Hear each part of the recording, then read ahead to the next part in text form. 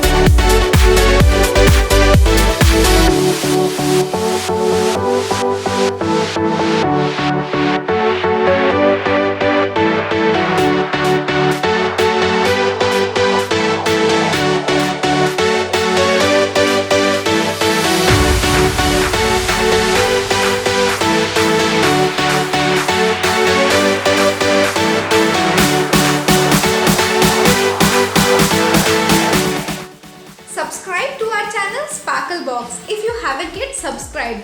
Don't forget to click the bell icon to get instant notifications on our new videos.